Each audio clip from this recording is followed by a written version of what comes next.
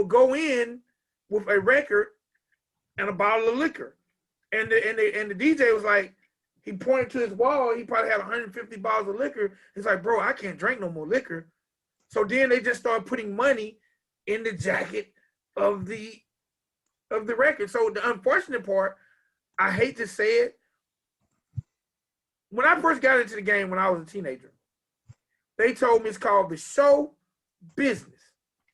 Right. And they said, which one is the small word and which one is the big word? I was like, well, goddamn, show only has 4 letters and business has 8, 6, whatever. And that stuck with me. So unfortunately, there will be people who are less talented that always appear to win. Like with me as a journalist, I've had opportunities to take my journalistic talents, my managerial talents to different levels, but I've always wanted to talk to the Dorises and talk to the Bucks because I believe in the talent, because I don't think it's fair to those who don't have the money to get there. So I definitely agree. My question to you guys were about the media. Do you feel like, well, I guess you said it's a smoke screen. Do y'all feel like media as a whole in the country genre, whether it's reactors, whether it's live shows, whether it's whatever it may be, do you feel like the media is taking a few people and basically trying to hook their cart onto the moving wagon of the 5 most popular people? Or do you feel like they're really trying to encourage people to embrace the genre? I will say I have only encountered one news outlet that did not do that. Okay. Oh, wow. And that would be Country Rap News. Okay. That's led by Caesar Beavers, the graphic designer. They are the only one that I have seen so far that stay out of the beef, stay out of the drama, and they focus on building the littler artists. They focus on the artists that appeal to them as fans, but then they also give the opportunity for those artists that, you know, weren't on their list to be able to speak up and be like, hey, you guys have this following.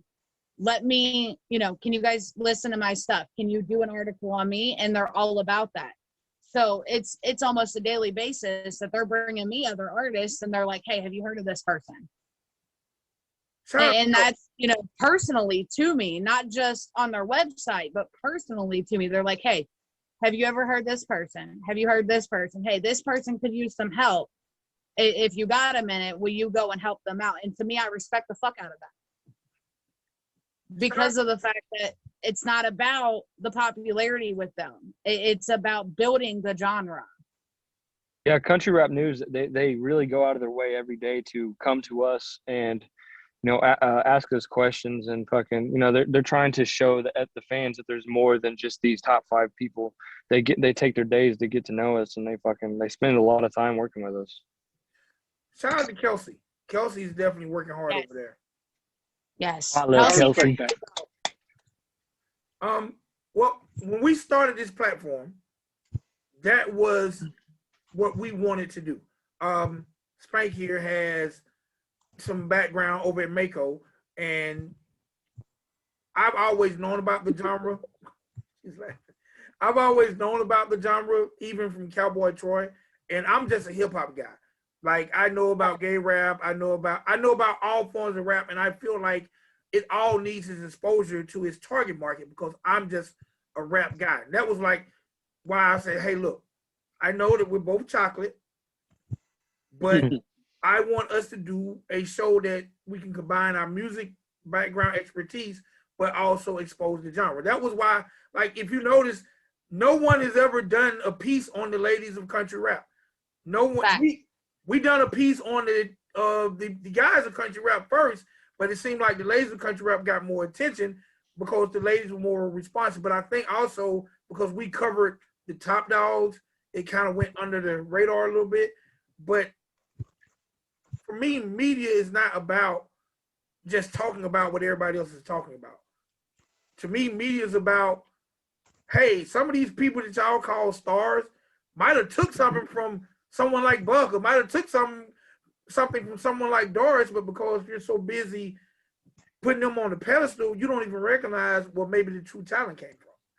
Yeah, Facts. it happens to me all the time. I have fucking people jocking my style 24/7. But back to what you're saying about that female video. I love that you guys did that, because there is artists on there that I've never even fucking heard of, and that's what's great about shit like this, is because now it exposes those people and gets their music out there, and that's what a lot of these other pages lack doing. And not just to the fans either. So I'll tell you, I'm not exactly going to put a name on it, but there was a female artist that you guys recognize that I've actually reached out to, because, I mean, like I said, I'm not going to put a name on it simply because of the story. But in the beginning, I was sent her music as a joke. And I'm sitting here like, this is somebody who's starting, definitely has potential. And instead of, somebody jumping in and being like, hey, let me help you, they're more judgmental to ship it around as a freaking joke. I mean, so my thing is outlets like this, not only, it doesn't only introduce more artists to fans, but it introduced artists to more other artists.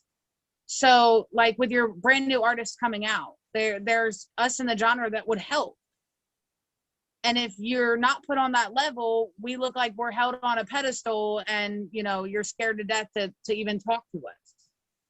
I mean, it's great for the genre itself, like I said, for the fans, but it's also great for the artists, because there was females that you guys listed that I never even heard of.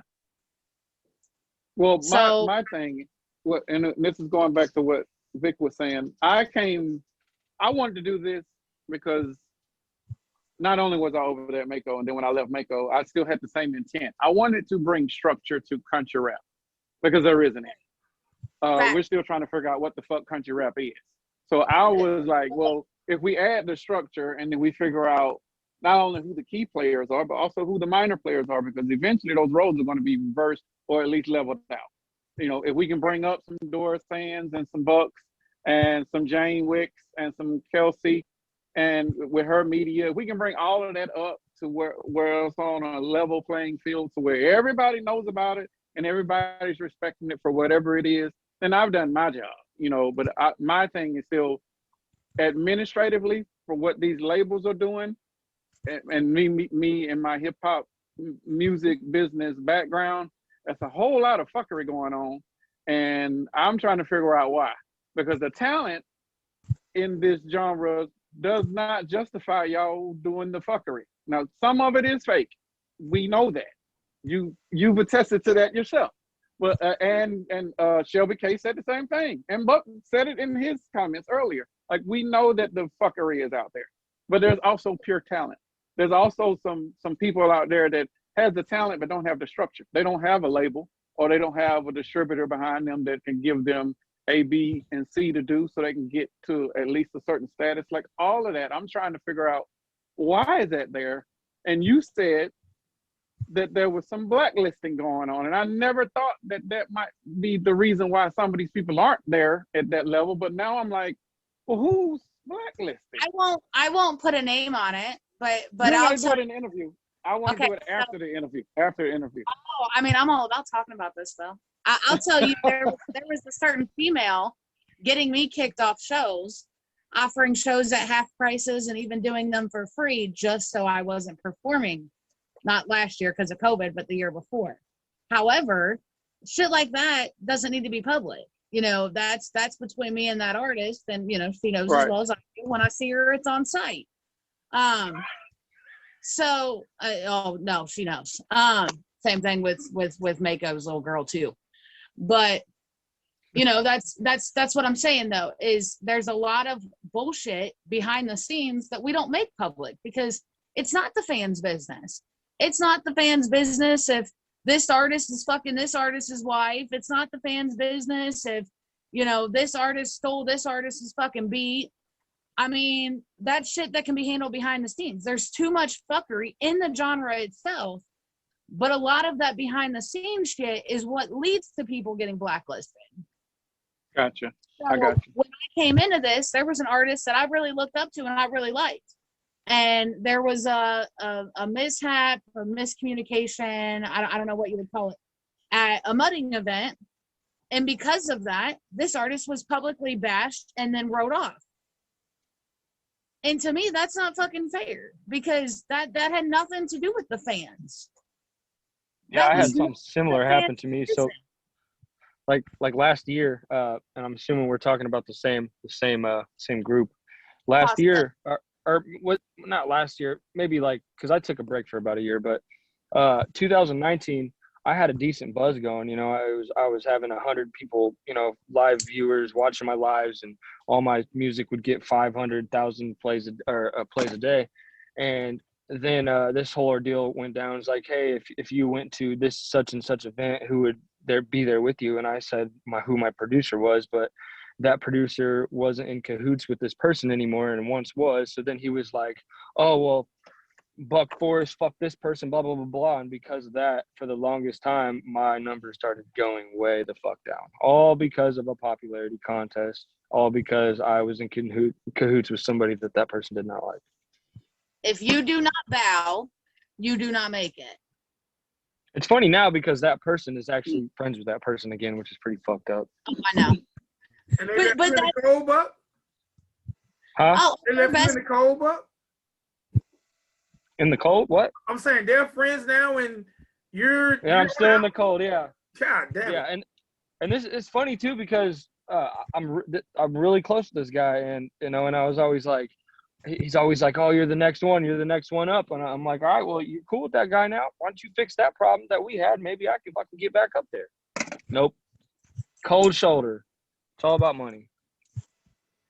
Yep. And popularity. All right, let's talk popularity. It's the same thing. Let's talk radio. Because when it comes to radio, there is no. When I say radio, let's talk DJ and radio. I'm gonna put them together. I'm not sure if there are country rap DJs who take the forefront like a DJ Khaled or a DJ Drama or any of the DJs on mainstream hip hop who are able to pull artists up. And I have not seen anything other than Spotify playlists when it comes to radio or compilations of country rap music. There used to be. There used to be country rap radio? There was like those what was it? Those mixtapes that they used to do, like it was all like, damn, you know, those things. Fuck, I forgot what they were called, but it was like what the fuck was it? It was like DJ Cannon Bandon. He did that shit.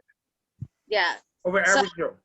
There are a few known DJs in country rap, but as far as like a traveling DJ that goes around specifically, you know, playing country rap, I've never been to a bar that had that happen. However, one of my local bars that I go to, which is actually around the world known. Have you guys ever heard of Bobby Mackey's Music World? Yeah. Yeah. It's the most haunted nightclub in the world. It's a country bar, and they play a country rap song that nobody likes the artist of. See, that's my question. Where? No, my question is this. My question is this. I'm not going to ask about the song. If I was a DJ, where do I play country rap? Do I play it in my hip hop set? Do I create a country rap set? Like, where do I play it? Because I'm gonna be honest. When we done a review on Adam Calhoun's Pressure album, and if I done a hip hop set, I would play Four Wheel Low. It blends in with your traditional Southern hip hop record. So my question is, if I wanted to be a DJ and break country rap music, where do I play it to the masses? you mean like a physical place where? I mean, just how do I get it to the masses other than a Spotify playlist? There's not.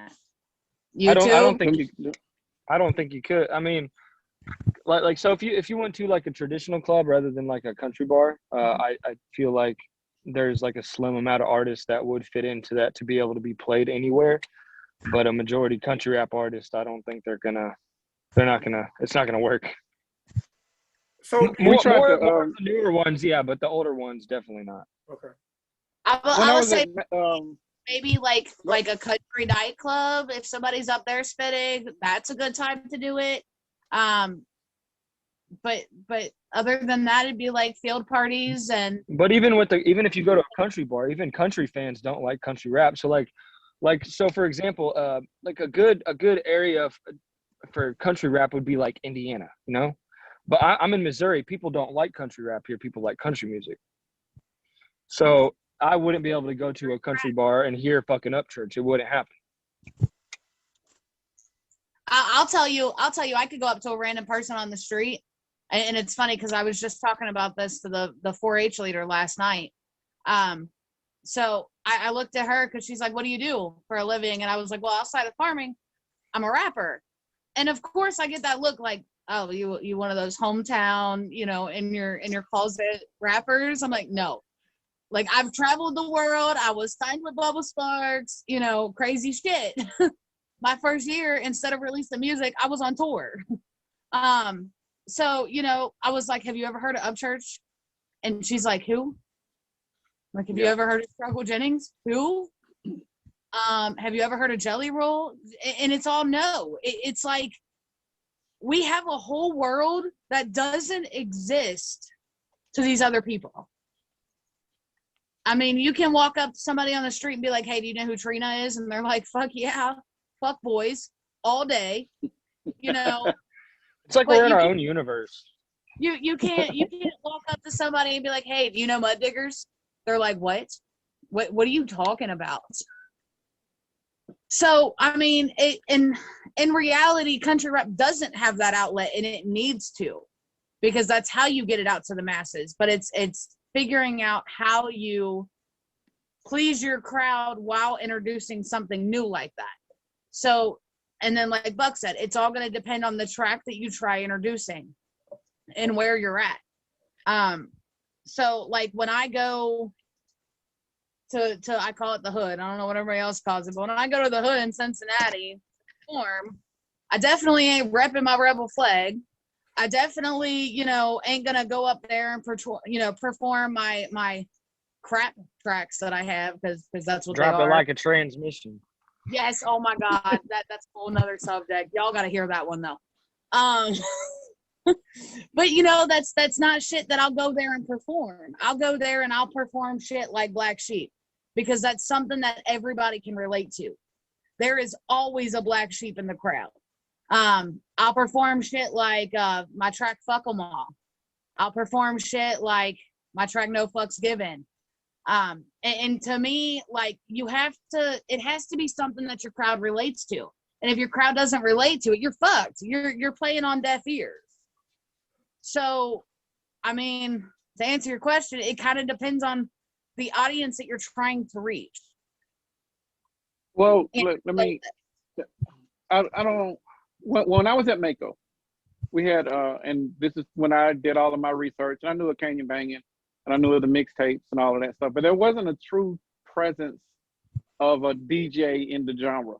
So we were going to create one, and it was supposed to be DJ Wynn, who's based in Florida, and he was going to come over and be that country rap DJ, to start putting out mixtape after mixtape, project after project, even singles with people that wanted to be country rappers. But again, that's somebody that's in the leader of the Mud Digger mixtapes. Yeah. Mud Digger, that's what it was. Yes. This is very long time ago. But he recently and again, and the reason I said that the genre doesn't have any structure, because there's not any consistency coming from anybody other than somebody that we don't like mentioning, which would be Savannah. Adam's doing it now. Jelly did it last year. He was pretty consistent. It's the consistency and the randomness that is going on in this genre that doesn't supply enough material. A lot of the randomness is definitely finances, because in hip hop you have a lot of the backers. For a lot of us, we don't have backers. Everything that we're doing is with money that we're earning on a daily basis. It's not, you know, especially during this whole pandemic, you know, where we don't have the money that we did at one point in time. Oh, facts. I'll tell you, I went from making about, let's see here, I typically charge about $750 a show, and I was gone performing at least 3 weekends a month. So you do that math, and that's all that money out of my pocket that I don't have no, and I have kids to support. So, you know, when you take that money away, that money comes and it's gone from producing music. It's gone from putting stuff out. It's a lack for, you know, getting videos done and out. And we have no way to replenish that.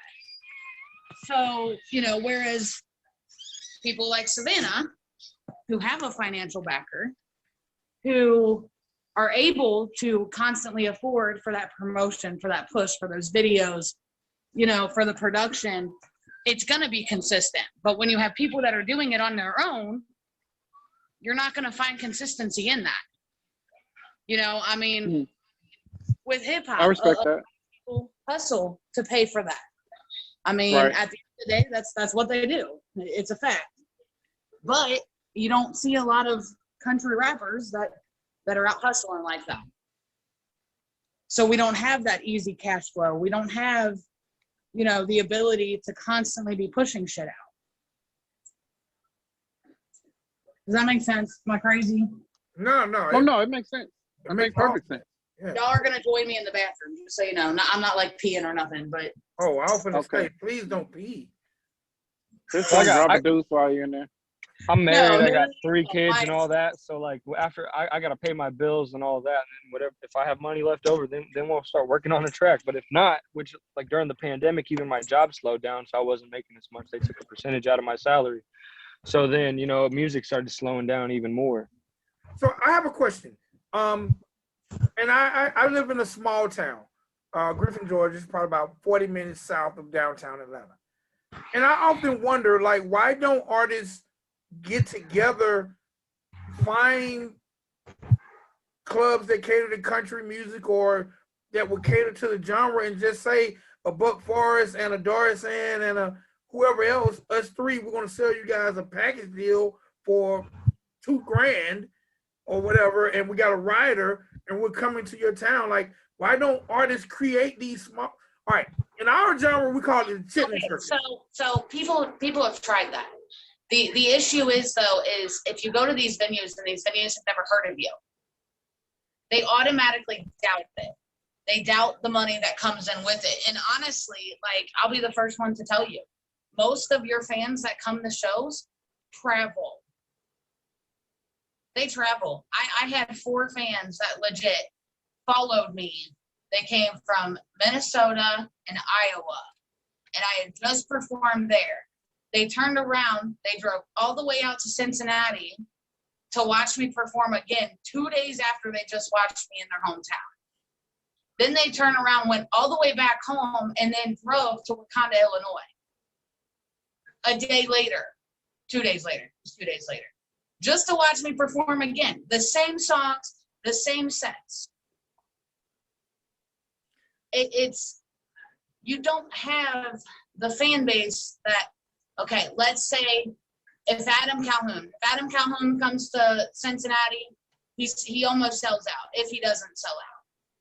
If you have a littler artist, not so much a bigger artist that does that, it's more of a chance that these promoters are having to take that chance of, can they sell those tickets? Can they pack my building? Can they make me money? And if they've never heard of you, chances are they're not going to lean in your favor. And that's the popularity. Yeah, that's the whole popularity issue. And yes, if you don't have the popularity, you're not going to get the shows. But you're not getting the shows because you're not able to promote yourself. So it's just a never-ending cycle.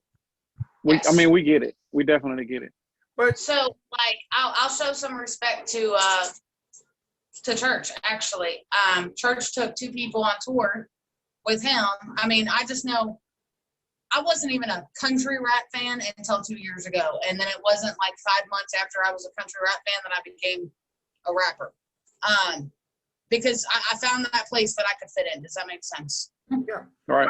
It was I came in the genre and they were making music about shit that I grew up doing. You know, it was relatable shit, not just random shit. So, like Church will go. So the first show that I wasn't drunk enough to remember, or that I was sober enough to remember, of churches was Creeker Fest. And Creeker Fest literally showed me that there's a whole world outside of Ryan Upchurch. He had artists like Adam Calhoun there, Just in Time. He had Big Poe there. He had Big Murph there. He had Katie Noel there. You know, a bunch of the littler guys. He had White Trash Mofo. Rich Regal. Yep, there we go. Thank you, Buck. But, you know, people that I never would have heard of. And he literally incorporated them to where he could expose them to his fan base. And that to me is huge. They need to be doing shit like that.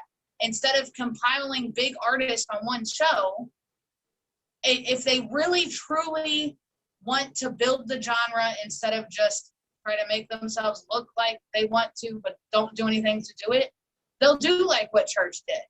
They'll use their platform to help everybody else, not based on what they get out of it. Like Church just took Carly Rogers and Leroy Biggs. I had no idea who Leroy Biggs was, and honestly, I had no idea who Carly Rogers was until she did the song with Church. I think Church is doing the most for this genre because you got to think, Yes. without Church, you wouldn't have fucking Just in Time in the Redneck Grave, or you wouldn't have Adam Calhoun because of Church. And if it wasn't for Adam Calhoun, then you wouldn't have fucking the Sticks and fucking Broadnecks popping the way they are. So it's like it's a spiderweb effect, and it all started with Upchurch. Upchurch put everybody that's in the top spot where they are today. I agree with that. I agree with that. Unless you have the money and the backing, like some other people, you don't have a way to show the world. You don't have, I mean, I'll give. Hell, we wouldn't even know who Shotgun Shane or Hosier was if it wasn't for fucking Church. I mean, I really wouldn't care to know either one of them. Yeah. However, Shotgun Shane wants to come on the show. Leave him alone. What? Shotgun Shane wants to come on the show. Leave him alone. You leave Nerf Gun Net out of this. Nobody wants to talk about him. Squirt Gun Sally has no place here. So you have artists like Beast Mode. Have you guys ever heard of Beast Mode? Anthony Beast Mode, yeah. Yeah, he's from here. Yeah, Anthony Beast Mode. Yes. Listen, So, He got blacklisted let me say this. And let me say by this. the same group that blacklists everybody. Let me say this. And y'all remember this face. And I tell everyone in the hip hop genre, do not try me when it comes to these artists. Have I heard of Beast Mode? Well, come on, stop it. I have to ask because when I came into this, he was blackballed. He was black. Anytime his name was brought up, it was fuck him. But there was never an explanation as to why it was fuck him. Nobody has ever been able to explain to me, and I've asked. It's because he had the talent to go above these people, and they didn't want that. Because he's big. He's whole. It's not even that. It's his talent. It's his talent and his following. He has one of those cult followings that's scary. Because in this, that's what it takes. It takes having that following. Because at the end of the day, if I'm going to throw out two big people. So let's say Eminem and MGK. No, I won't even do that. Let's do Tom McDonald and Mac Lethal. Do y'all watch that beef? Yeah. Yeah. Okay. So let's take their following away. Let's take Tom's following away. Let's take Mac Lethal's following. Let's leave Mac Lethal's following. Only take Tom's away. If Tom were to have dissed him, or if he, I guess Mac Lethal fired first, I don't know, whatever it was. Regardless of how it happened, if Mac Lethal fired at him first, or he fired at Mac Lethal first, Mac Lethal's people would have destroyed him. He wouldn't have stood a chance. It doesn't matter because of the way our following is. If Church was to go diss Eminem, you're going to have everybody screaming, fuck Eminem, that follows Church. Yeah, the same thing with Caskey and Burden. Like, so everybody's saying that fucking, Burden's better than Caskey, Caskey's better than Burden. Well, the reason, I mean, Caskey was, his shit was better, but his fan base is what made him win. Upchurch's following is what makes him win all of his beats, even if the other artist was to out-rap. All right, my question is this. How do you create that following? I guess it done came full circle. How do you create that following? My biggest, okay, so to me, it's not about how do you create that following, because what I've learned from when I came into this, I have self-destructed my platform twice. If I have a larger artist push me and all of his people become my people because he pushed me, that puts me in a spot that I owe him. So let's say, and I've seen it happen. I don't want to put names on it, but I've seen, oh, you know what? Fuck it. We'll talk about Katie and Church, since those are names we've already brought up. Katie had a platform. Katie's platform still roots for her. Katie's platform still constantly pushes her stuff. And she's lucky she had that. I think her following came from church. Well, so this is the thing. Not all of it did. She went viral from Diesel Gang, and she got a huge following because of that. I'm gonna say this. Let me jump in. Let me jump in 1 sec. I think Katie will win all the time. Number one, she no longer is doing the country rap. They forced her out of that, but that's fine. But she's gonna win because she will have the LGBT community behind her. Oh yes. See, and at the okay, let me. You're gonna make me have squirrel brain real quick. Let me finish that, and then I'll talk about Katie. So with that situation, Church co-signed Katie. Church made a video. I don't remember what show it was, but he literally and she holding the necklace and was like, "Yo, if you fuck with this girl, you fuck with me." Yeah. And this was way before they got together. So what Church did was Church gave her a bunch of his following on top of hers. Had Katie never went viral before then, and the stuff that happened with Church went down, Katie'd be done. She'd be done. She would have no platform whatsoever. So you ask how you get that platform, you fucking find a way to build it yourself. Because at the end of the day, we'll talk about, somebody that's still in the genre. If Adam were to flip on Savannah, Savannah's done. If Church were to flip on Adam, Adam's done. It's that simple. It's that easy to give it and take it away. So if I were to give advice on how to get that following, you'll fucking find it and you develop it yourself. Because you have to have a foot to stand on if shit goes down. And if you build off of everybody else and you clout chase, that's what's going to happen. If that person flips, you're fucked. It's kind of like hopping in the truck with somebody when you're fucking going four-wheeling up a hill. I mean, you can keep going up until that driver hits the wrong fucking spot and you're fucked. You're done. I mean, I know Buck understands that relation there. I don't know if y'all do, but. Well, hold on now. We country, Doris. Not as country as the rest of the genre, right? No, well, this is the thing. Damn. No, this is the thing. Okay, first and foremost. And that's the weird thing about the genre. Like, there are different definitions of country. Because I don't mud bog or like big trucks. I'm from Griffin, Georgia. It doesn't get too much countryer than that. Facts. Okay, I can second that. I've been there. Number one, how do you, and I asked Shelby the other day, how do you make your fried bologna sandwich? How do I make it with butter in a skillet? How do you fry your bologna? What do you mean, how do I fry it? With butter in a skillet. So you just take she's a white girl. She uses an air fryer. You just the fuck no, one of those. You take a piece of bologna and you just put it in the frying pan. That's it. With butter, yes. And you just let that shit bubble up in the middle. Yes, and then you flip it, or you can cut a little slit in it. See, where I'm from, you're not country. Because you got to slice them shits on the side to make that bitch not bubble. Or you can put a little slit in it. It all depends on how much you're in a hurry you are. No, you ain't country. She got to get to her pigs. She got pigs and goats and shit. She way more country than me, fam. You won. You won that one. I think, like, for me, and I'm going to say this, and this is how I feel about, first of all, I love the genre. And I love that there are artists who are getting a Buck Forrest or Doris Ann that are getting notoriety that if the tag hip hop was on them, they probably wouldn't. Because I'm going to be very honest. Hip hop is very territorial. And if you don't look like hip hop, they don't like. Matter of fact, I used to, I've managed several artists that weren't country rappers that I felt like should have been country rappers just because I'm trying to find a politically correct way to say this. Just say it. No, Just they say it. already got mad at us about the apology thing. All right, look. Don't sugarcoat it. Okay, if I was managing Buck Forrest, right?